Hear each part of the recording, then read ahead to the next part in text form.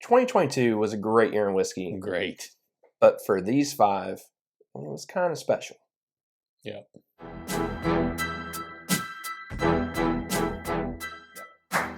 Welcome back to another edition of Bourbon Kingdom. I'm David. And I'm Zach. And today we are talking about who had the best year in whiskey. Yeah, so this is kind of a different video for us, but we thought it'd be kind of fun to do. And we kind of talked, should we do like who, like distillery-wise, who had the best, or if there was like distillers or companies or whatever. And we're like, nah, let's just throw it all into one. Yeah, and I think because there's such an eclectic mix of things. I need some bourbon though. I think since there's an eclectic mix of things, like it doesn't need to be. You know what? I'm just gonna. You swindled me. I swindled you. No, I just looked over and I was like, why am I even thinking about that? Legitimately, I was like, hey, before the video, I'll pour some, which this is a great Mellow Moments pick. And then all of a sudden, this guy out of nowhere just throws. This is what happens when you're good bourbon sitting beside you. What a jerk. Leave in the comments below, was I just straight up bamboozled? I just had a really good moment in whiskey today.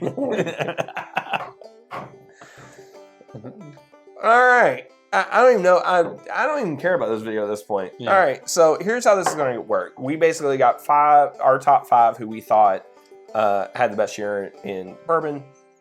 Some of them will be distilleries. Some of them will be kind of like, whatever. But you'll see how the video goes. Yeah, just things, rumblings and junk like that with what's going on. So leave in the comments below how I got bamboozled. Yep. And then also tell us if we missed something or if we think we're overrating something or whatever else. Yep. So, number 5 on our list was, for us, we thought the future of basically whiskey / bourbon, like the sourcing of it. Yeah. We've been very fortunate this year, and it kind of started when we went up to Michigan for Pours at the Park, when we got to try some older Wilderness Trail and some older Bardstown Bourbon Company stuff. The big distilleries have been sourcing for a while now. If you tell me how good it is, I'm going to smack you. It's terrible. It should be. Yeah. The more and more that we keep trying, and I know we just mentioned 2, but like, Green River would be one of them as well. A lot of these bigger companies, which is now also owned by Bardstown Bourbon Company, by the way. A couple big sales this year. Yeah, that was part of it. Yeah. A lot of promise going forward. I think there is a quote-unquote MGP burnout. That's not me, because I'm such a big MGP fan. But I also kind of realize that this MGP stock that we're getting is not aging up because there's such a huge demand for it. So if I want some older MGP to come back, we have to have some of this stuff. You got to have a competitor, somebody like a legitimate competitor. Yeah. And MGP for the longest time is not. I mean, there are other sourcing agents and there are stuff like that, but the truth is like none of it really compared to MGP. No. And so it's good that looking on the horizon, it looks like there could be some competition, some friendly competition, I think, with that, and helping broaden the landscape of bourbon. Well, pretty much of whiskey. Pretty much everything the last couple of years has been MGP Bard for the most part. There's been a little bit of like, we might see some like Heaven Hill stuff or some, other like sprinkled in here or there, but it's a little Willet here and there. Yeah, a little. But our whole point is with the Wilderness Trail that we've seen, with the Bardstown Bourbon Company that we've seen, and even some of this Green River that's been coming out, a lot of promise on that. Yeah, for sure. Number 4 is, I think, like, I think it's us. Consumers. Yeah. I think it's us. Yeah. A consumer has benefited. I think we're responsible for it, but I think we've also, it's become a benefit with some of these distilleries who have decided to go like, we're going to reinvest in our customer as well. Like, we're not just going to make good product. We're not just going to sell these bottles and like say like it or lump it, and it is what it is. And so these places are, your Heaven Hill expansion that happened, your Four Roses expansion happened, Buffalo Trace, like all of these things, they're all expanding. Bardstown Bourbon Company, and they're really hopefully helping the consumer with their experience more than just the liquid, because the liquid is good, but I think as customers, we're also clamoring for experience, I think, as well. Well, yes, like quality and experience, Yeah. right? And we named some just like legacy distilleries there. Bullet did a major expansion. I'm pretty much been told Angel's Envy is going to do a huge... Jim Beam, I mean, if you go to their facility, theirs is gorgeous. And they are constantly, and you're talking about experience too. Heaven Hill built their huge new, basically, I don't want to say gift shop because it's not, like their heritage center. Yeah. And to where they're doing like the new bottle your own like tasting and stuff. Yeah. And that has been awesome. It's one of my favorite experiences on the entire Bourbon Trail it's so fun to go to. And I tell everybody coming in town, look for that. And there's just so much great stuff coming. And that's not including all these new events that are popping up left and right. Yeah. Some of them, yes, you get these awesome bottles and they're very, very special, but they're also just like good quality. Like Buffalo Trace hosts awesome events and you don't get a bottle at the end of it. Yeah. But you get to like go through the flight of BTAC. You get an amazing meal, like stuff like that that are just special to go to, and they're a really great experience. The other thing too, and I don't want to sleep on this aspect of it, but the online part of it. Yeah, I was going to say that. Yeah. Look, the online raffle we can all have a conversation about, and that's fine. But like, just we talked about this in a previous video where Old Forester released 117 some President's Choices on Black Friday for that. Yeah. That was awesome. Like, it was, and yes, it's easier for me to say it's awesome because I was able to score. I get all that. It's awesome anyway, but it's the ability to where you have the opportunity to where if you work a crazy schedule, you have kids, you have whatever's going on. And if you live in a state away from... Exactly. They were shipping to other states. They were shipping to other states, which is awesome for people who love bourbon who don't live in Kentucky or Southern Indiana or Tennessee or whatever in this general vicinity. So it's good stuff. And so I'm very hopeful for what 2023 looks like. I agree. I think there's some stuff they can clean up, but I think there's such a good foundation on a lot of this stuff. I think there's a lot of promise with it. Yeah, I agree with you. So our next three are honestly going to be distilleries, and number one I thought was kind of funny and kind of easy, and then 2 and 3 fell in order, but they're super close. Yes. So for me, number 3 is Four Roses Distillery, and as I'm sitting here drinking on one right now, these, whenever we're talking about Four Roses right now, they have this year they had an awesome year. They did all these barrel strengths that were just flat out awesome. They had the Flood bottle, which was a huge charity bottle. It did create a little controversy online, I saw, where people would want to argue about that and whatnot. We did a video over that. I think it was a little bit overblown at the end of the day, but it's fine. It's still one of the best Four Roses products I've ever had in my life. Yeah. They had the 20-year, which we reviewed on the channel, which is flat out. If you would have told me they would have had a barrel strength to release something better than that this year, I would have been shocked. The 18.5-year, which I just got, they have their Mellow Moments picks that they do, which is always pretty top notch. Yep. Let alone how much they just literally drop at their gift shop or at the bottling plant gift shop all the time. Which is a lot. Yeah.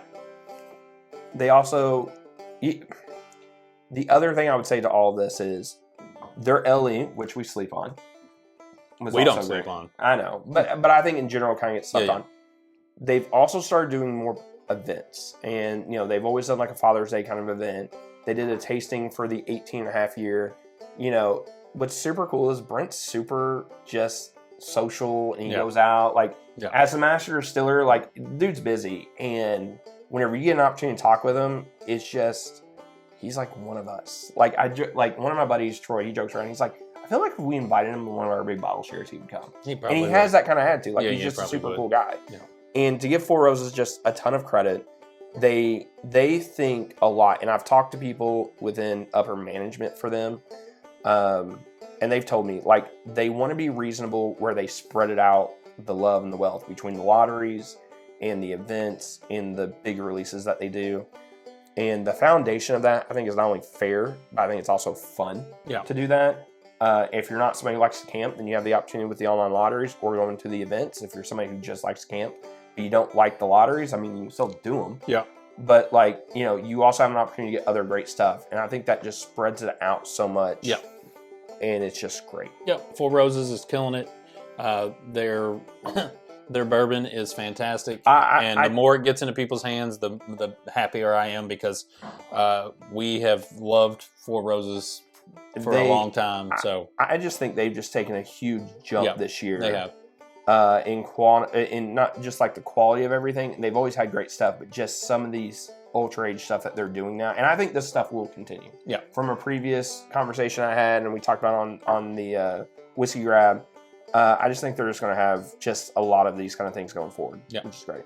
Number 2 on the list is Heaven Hill, and if you saw our whiskey of the year, you know how Heaven Hill placed in that. They crushed it. I think they had, I don't know, 2 of the top 5 and 3 of the top 6 or something like that. Yeah, I can't remember. Parker's was like 6 or 7. Yeah, somewhere in there. But you had 3 of them, and there's an argument for number 1. Yeah. So, yeah. I mean, just quality. And I'm drinking on it right now. Boop. He brought it up. I did. I told him not to bring it up. I didn't say how good it was. I just said I'm drinking on it. But Heaven Hill, from releases, I feel like they experimented this year, which is, to me, I appreciate a place who doesn't think that they have all the answers. And so they experimented early in the year, and they started doing like, hey, this is what we're going to drop the next day. Yeah. And it worked pretty well. Some things happened in a few different ones and caused some drama. So then they went to, we ain't telling anybody anything, and it's just going to be like Ghost Town. And they didn't drop anything except for like Elijah Craig 18 grenades. But then once November hit, was it November or beginning of December? I think it was like beginning of December. Yeah. So it hit, and whatever they did in their strategic planning, they planned, and December was off the charts for Heaven Hill. From their Holiday on the Hill, which best event in whiskey, and if somebody which I'm sad about. If you have an argument, by the way, there's like 60 to like 80 people who get spots in it, and then you still get to go there and experience different stuff. Even if you couldn't get a ticket, you could still go there and get that. And there was people from, just in my tasting alone, Alabama and New York. I couldn't even allow myself to go just to the event with knowing we tried so hard to get him in. With knowing what was like going to be gotten from their tasting thing. I was like, I can't go there and watch you all get these bottles and me be real super disappointed that I didn't get it. So I didn't even go. But it was crazy. I will say the event, how Heaven Hill has done releases in the past where it's like 40, 60 bottles, or it's like blind, just like you randomly show up and you just hope for the best. Mm-hmm. Whenever they released all of that William Heaven Hill, when they released all of that Parker's, all that Old Fitz 19, honestly, I think it's brilliant. Yeah. Because then it's like, okay, you got to go. Yeah. And it's going to be here. And by the way, we're going to release a lot. Yeah. And whenever they release a crate, and it was awesome. And the quality of everything, I have not had the Old Fitz 19. I've heard nothing but great things. Like, it might be the best Old Fitz they've ever done. Yeah. But just overall, I think overall you look, and Heaven, from a distillery and product that was put out, Heaven Hill, I think, wins.